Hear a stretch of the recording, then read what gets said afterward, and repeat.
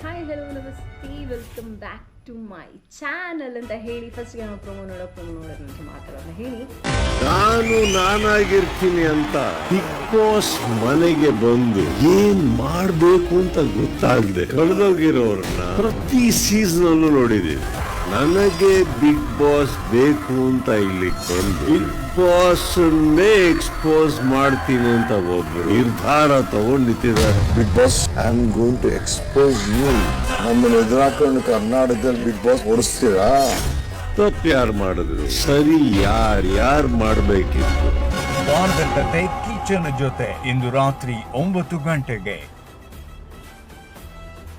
Guys, oh my god, I didn't expected ಇಷ್ಟೆಲ್ಲ ಆಗ್ತದೆ ಅಂತ. Seriously I didn't expected. ಎಲ್ಲರಿಗೂ ತುಂಬಾ ಖುಷಿಯಾಗಿರ್ಬೋದು ಅಂತ ನಾನು ತಿಳ್ಕೊಳ್ತೇನೆ.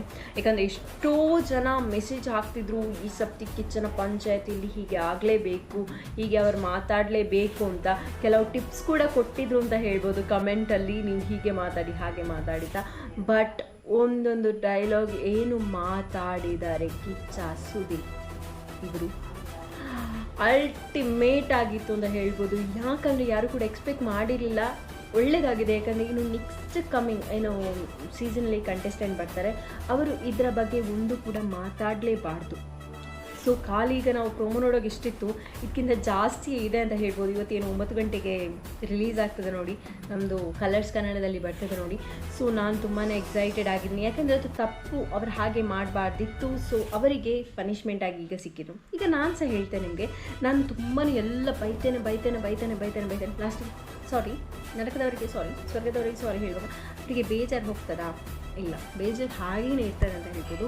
ಸೊ ಇವರು ಒಂದೊಂದು ಟಾಪಿಕ್ ಏನು ತೆಗೆದು ಮಾತಾಡಿದ್ದಾರೆ ನೋಡಿ, ಇದು ಅಲ್ಟಿಮೇಟ್ ಆಗಿತ್ತು. ಇದು ಖಾಲಿ ಪ್ರೋಮೋ, ಪಿಕ್ಚರ್ ಅಭಿಬಿ ಬಾಕಿ ಹೇ ಅಂತ ಹೇಳಿ. ಈಗ ನೆಕ್ಸ್ಟ್ ನಮಗೆ 9 ಗಂಟೆಗೆ ಏನಿರ್ತದೆ ಒಳ್ಳೆ ಸುದ್ದಿ ಸಿಗ್ತದೆ ಅಂತ ಹೇಳ್ಬೋದು. ಯಾಕಂದರೆ ಎಲ್ಲರೂ ಕೂಡ ಬೆಚ್ಚದಲ್ಲಿದ್ದಾರೆ.